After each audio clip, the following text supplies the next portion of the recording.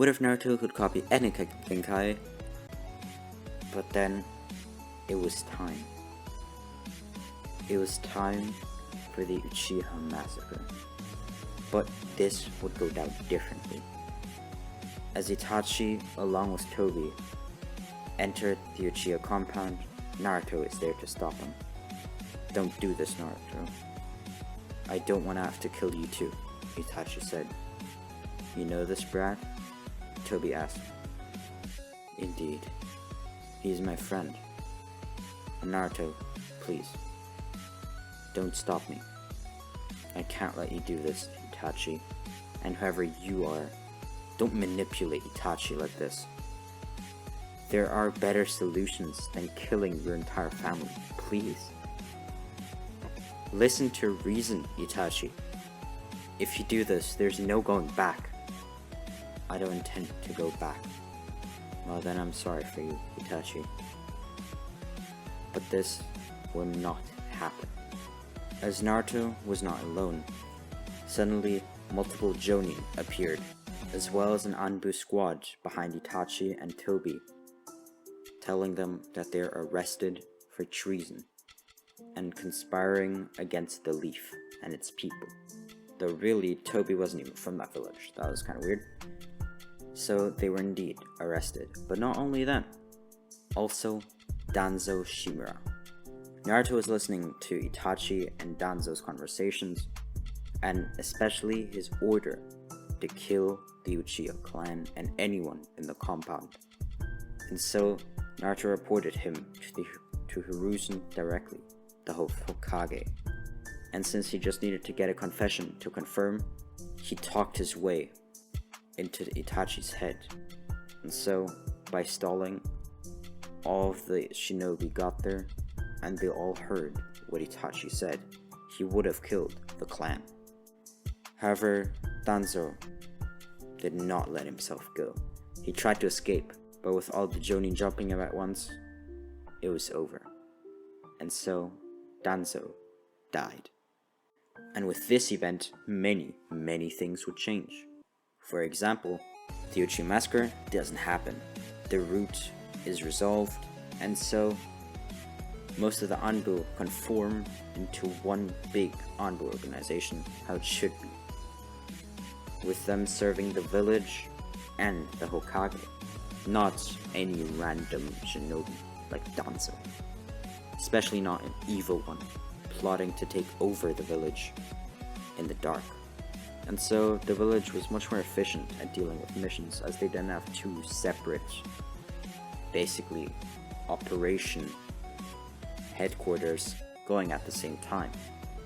They had just one, and so the Hokage had a much easier time sorting out missions for everyone. But much later than that, Naruto went to the academy at the age of 8. Obviously Sasuke's also there, and he's not, well, an emo, since his clan didn't die. Now, moving even much further ahead, Naruto made quite a few friends in the academy, as he also got much stronger and became not a rival, but actually far ahead of Sasuke in almost anything. He did train with Shisui and then later Itachi after all. Now, after a while, Sasuke trained with Itachi as well, so he was stronger than canon, but still far behind Naruto. And then it was the fateful day where they would finally graduate. Obviously, there was no issue in that. They did it really easily, and Naruto got perfect scores. And then on the next day, came back to get his Jonin Sensei. There, funny enough, he was paired with Sasuke and Sakura, along with their team leader, Jonin Kakashi, one that Naruto actually knows, due to him being Itachi's team leader in the Anbu. Well, he used to be. So you're Kakashi, huh? You look less intimidating than I thought. Nice to meet you. Naruto offered to shake his hand, but Kakashi wasn't willing to. He didn't seem to be in the mood. Now, the reason Sasuke and Naruto were paired in one team is because they were gonna be basically the OP team, both having Sharingans, though the outside didn't know that they both had Sharingans. It wasn't open to everyone, though some did know. Hiruzen knew. Now, obviously, Naruto's friend Itachi knew, and Sasuke did know as well, but not many other. Obviously, some Anbu and whatever, but that's it. But Kakashi also knew, and that's going to be important. Now, going a little bit back, something important that I have to mention is, as you probably know from the title, Naruto can't just copy the eyes. He can copy any kekkei genkai, and so he learned many things over the years. He learned how to control bugs, which he wasn't a big fan of. He found it kind of weird. He learned how to learn stuff from other people's minds, from the Inuzuka clan. He learned shadow techniques from the Nara clan, and so on. So he got really, really powerful. Now, back to present. He went on a mission and, well, no, that's what he thought would happen. But first they had to do the bell test. Now, this was not hard, so I'm just gonna mostly skip over it. It was easy. Naruto and Sasuke, not really Sakura, Naruto and Sasuke can work together pretty well, and Sakura kind of just was there, threw some kunai, and that's it really. But they passed, and did actually get the belts, even though Kakashi turned on his Sharingan to fight them. Interesting. He was proud of his team, and so they started doing the D-rank mission. And after about a month, they demanded a harder mission. They completed every single D-rank mission with incredible ease, and so they want something harder. Hiruzen, obviously knowing how strong the team is, accepted and gave them a C-rank mission with Tazuna, who they had to escort. And they did that pretty easily. Obviously they met Zabuza and the Mafia and dealt with that. Basically, as in canon, Naruto was still very kind, Sasuke acted the same, and obviously Sakura was basically copy-pasted from canon. But, well, easier. Everything was just easier. And so they returned from the mission as it was bumped up to B+ rank, rather than C rank. So Team 7 got paid accordingly, and they were quite happy about that. And now the tuning exams would follow. And they would soon happen. Soon being in 1.5 weeks. But before that happened, something else happened. People started to go missing. And these were people of high clans. Some were of the Hyuga, some of the Uchiha, and some even from the Nara clan and the Inuzuka. All quite powerful. And then one day, a guard of Konoha spotted the kidnappers. They wore black and red robes, and Hiruzen discovered this as the Akatsuki. Immediately, all defenses were doubled. Anbu, Jonin, Chunin, and even Genin were now working 24/7 on security, as if they ever breached the walls, then it would be over for the Leaf Village. And Jiraiya also arrived, as he was on a hot trail of the Akatsuki, and so it led him back to his home, the Leaf Village, and to his old master, Hiruzen, as well as to basically part of his family, Naruto. But anyways, they would try their best to defend the village and fight off the Akatsuki. And so luckily, no more people were kidnapped. But sadly, they couldn't find the people that were. But Jiraiya could help them. He knew about multiple of the Akatsuki's bases, but sadly did not yet know where their headquarters were. So he, along with 3 Jonin and a full squad of Anbu, went and scouted each of the quarters that they could be at, the Akatsuki that is, and found them at the one nearest to the Leaf Village. And so, a full-on attack was planned. About half of the entire shinobi of the Leaf Village were sent out to find and destroy the Akatsuki. The rest was there to defend the village if anyone else came, or if the Akatsuki somehow outflanked them and, well, attacked the village. They would be ready. And the entire wall was defended. Each 10 meters had a guard. and even the villagers were in high alert. No one was getting through. And so their attack was ready. They completely surrounded the headquarters. Well, not really headquarters, but the base that the Akatsuki were currently in. And luckily for them, they were all gathered there. All of them. Each and every one. And even though it wasn't his duty to be there, Naruto somehow went along with the attacking army. And well, let's say it was worth it for him to be there. As all of them rushed the base, many Chunin came out flying just as fast as they rushed in. Damn it, we're losing men just as fast as we're running in.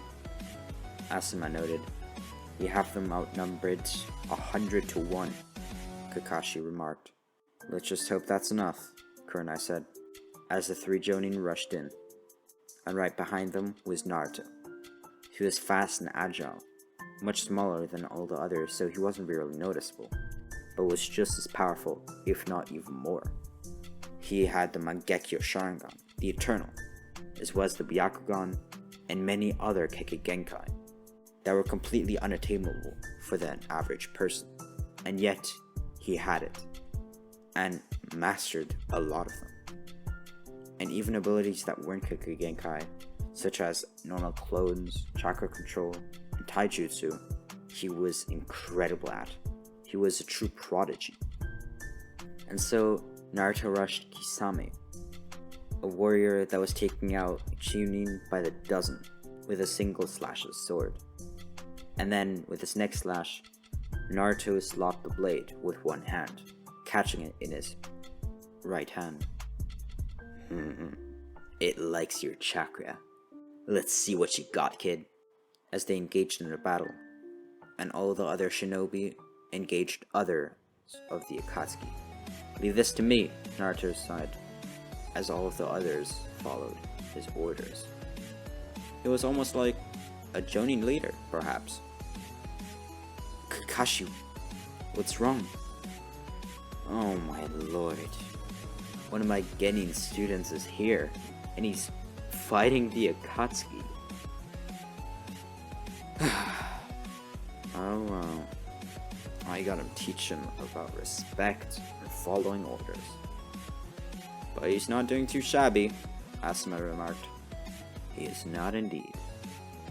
Let's finish this, as all the Chunin cheered, and now the special squad of Anbu joined. At the speed and precision, they helped take out the Akatsuki, as even Toby, who most of them just ignored at first, was now spitting fireballs, and cracked his mask to reveal his Sharingan. He was powerful, but that didn't last long. And then Kakashi and Obito had their goodbye. And whilst she now did in fact die, Kakashi was happier with this ending for him. He was happy that he actually got to say goodbye to Obito. And so, in the future, he would be much more upbeat, if you would call it that. Much happier, not so depressed, still waiting for the past to fly over. Truly in the moment, not like he would have ever been in the past. And so Naruto took down the last of the Akatsuki, Kisame, as he did have a lot of resistance to most attacks, and Kunai couldn't just slash the skin, and his sword was really powerful. And so Naruto took it upon himself to take the sword with him. It was now his as he won it in battle. Kisame himself said that. And before his death, he congratulated Naruto for being a true warrior and sticking to the 1v1. And so Kisame would rest in peace, as so did most of the Akatsuki. Now you might be wondering how Pain was defeated, but let me just say 2 words. Might die. Sure, it took a lot out of him, but using the 7th gate, he took out Pain before he had the time to recharge his Rinnegan abilities. Even Konan as support wasn't able to stop him. And so, with his sheer speed and martial arts, he was able to beat Pain, and then fought alongside the others to defeat Konan as well. And so, their dreams had been crushed, but they may now rest in peace. But Naruto sensed another being, watching them all, watching this fight occur with extreme anger. And Naruto was not gonna stop. Naruto was gonna kill this being. He was plotting something, and this was Dark Zetsu. The normal Zetsu was killed. Well, White Zetsu was killed. The normal one was really just a mixture between white and black. So I guess just White Zetsu was killed. And now Naruto chased down Black Zetsu, which wasn't too hard, and then killed him. That wasn't hard at all. He was not a warrior. He barely had any power. He was perhaps on the strength of a genin, which Naruto far surpassed long ago. And so, it was over. Naruto and the Leaf had won, and so they returned victorious. And Naruto celebrated, because he showed extreme strength, defeating an Akatsuki member all by himself, and got to keep the sword. So that was great. People asked him to sell it, but he wouldn't. And so everyone was happy, and the village entered a time of prosperity and happiness. But that's gonna be it for today's video. Hope you enjoyed. Make sure to like, subscribe, and I'll see you in the video. I really hope you enjoyed the series. And so, thank you. Thank you for the support, and I'll see you in the next one. Peace.